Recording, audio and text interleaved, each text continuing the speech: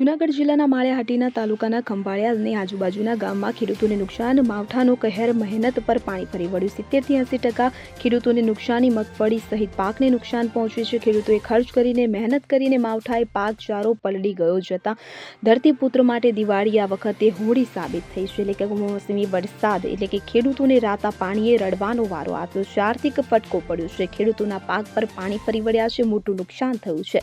કમોસમી વરસાદ વરસી 70 થી 80% ખેડૂતો નુકસાનીનો ભોગ બન્યા। વરસાદને લીધે મગફળી વગેરે જેવા પાકોને નુકસાન થયું। ખેડૂતોની આર્થિક મુશ્કેલીઓ વધી છે। ચારો પણ પલળી ગયો છે। એટલે કે તે માલ ઢોરને હવે શું ખવડાવવું તેની પણ ચિંતા વધી છે। મહેનતે ઉગાડેલો પાક છેલ્લા સમયે બગડે ત્યારે કેવી પરિસ્થિતિ ઊભી થાય છે તેની વેદના ખેડૂત સમજી શકે। મગફળી નો પાક પાણીમાં તણાયો હતો તો પાથરા પાણીમાં તરતા જોવા મળ્યા। ખેડૂત દ્વારા મોંઘા ભાવનું બિયારણ લીધેલું છે તથા ખાતર, દવા વગેરે મોંઘા ભાવનું લેવું પડે છે। ખેડૂત પાક તૈયાર કરે છે અને પાક તૈયાર થઈ ગયા પછી ઓપનેરના માણસોને ન મળે અને મહા મુસીબત ઉત્પાદન કરે અને વરસાદુ કહેરના લીધે ખેડૂતોને હેરાનગતિનો વારો આવે છે। મહેનતે ખેડૂત દ્વારા પાક તૈયાર કર્યાને લઈને માવઠાને કારણે મોટો ફટકો પડ્યો છે।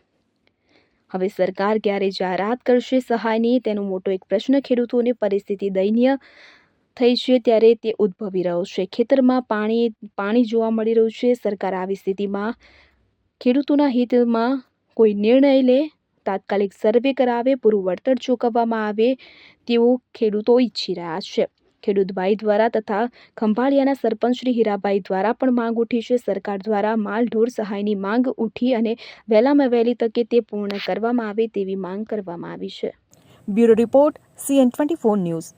હવે જુઓ દેશ દુનિયાની તમામ ખબરો તમારી આંગળીના ટેરવે।